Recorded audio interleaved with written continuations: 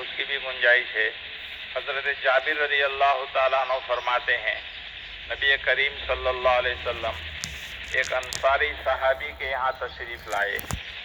انصاری صحابی، مہاجرین مدینے سے مکہ سے آنے والے مہاجرین صحابی تھے، اور مدینہ میں رہنے والے جو تھے وہ انصاری صحابی کہلاتے ہیں۔ تو ان کے یہاں صلی اللہ علیہ وسلم تشریف لائے، اور آپ صلی اللہ علیہ وسلم کے ساتھ ایک صحابی اور بھی تھے۔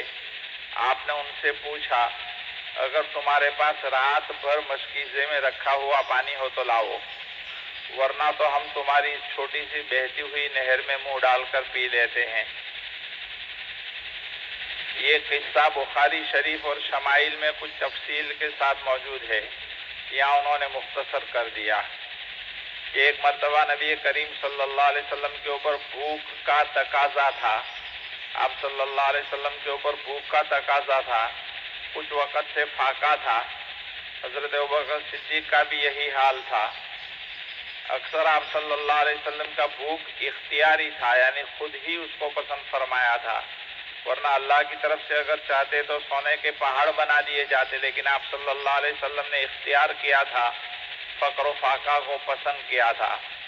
بعض ہمارے علماء یہ بیان فرماتے ہیں کہ نبی کریم صلی اللہ علیہ وسلم کے ہاں روزانہ تازہ بکری کا گوشت جاتا رہتا تھا۔ یہ غلط بات ہے، حدیث سے ثابت نہیں ہے۔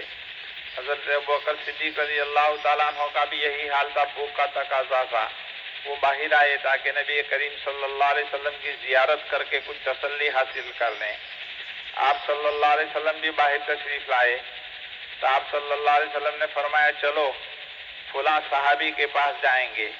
ایک انصاری ابو الہیثم کا کھجوروں کا باغ تھا، وہاں پہنچے تو ان کی گھر والی سے پوچھا وہ کہاں ہے، تو اس نے بتلایا وہ تو پانی لینے کے لیے گئے ہیں۔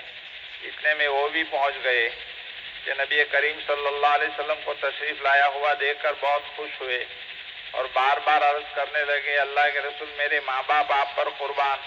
صحابہ کرام کو سب سے زیادہ محبت اللہ کے نبی صلی اللہ علیہ وسلم سے تھی۔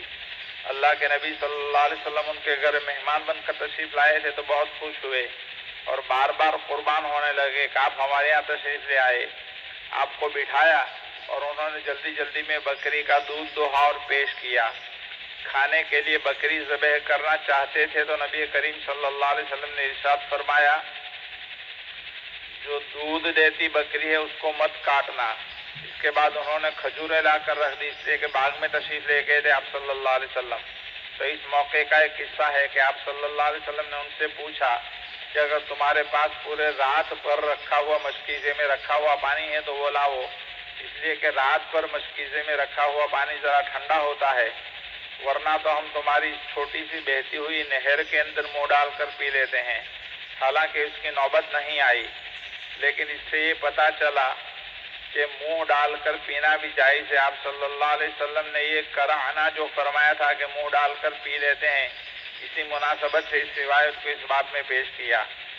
گویا بہتے ہوئے پانی کے اندر منہ ڈال کر پینے کی گنجائش ہے۔ آپ صلی اللہ علیہ وسلم نے پیا تو نہیں، لیکن ارادہ فرمایا کہ اگر آپ اجازت دیں تو ہم آپ کے اس بہتی ہوئی نہر کے اندر منہ ڈال کر پانی پی لیں، اگر رات پر رکھا ہوا مشکیزے کا پانی نہیں ہے تو۔ پینے کی باری تو نہیں آئی، لیکن آپ صلی اللہ علیہ وسلم نے ارادہ ظاہر فرمایا۔ اس سے پتہ چلا کہ اس بات کی بھی گنجائش ہے کہ اگر بہتا ہوا پانی ہو اور اس میں آدمی منہ ڈال کر پی لے تو اس کو بھی پینے کی گنجائش ہے۔ بہرحال یہ پینے کے آداب چل رہے ہیں، اسی سلسلے میں نبی کریم صلی اللہ علیہ وسلم کی کچھ احادیث ہمارے سامنے آ رہی ہے۔ اللہ پاک عمل کی توفیق عطا فرمائے۔ سبحان اللہ۔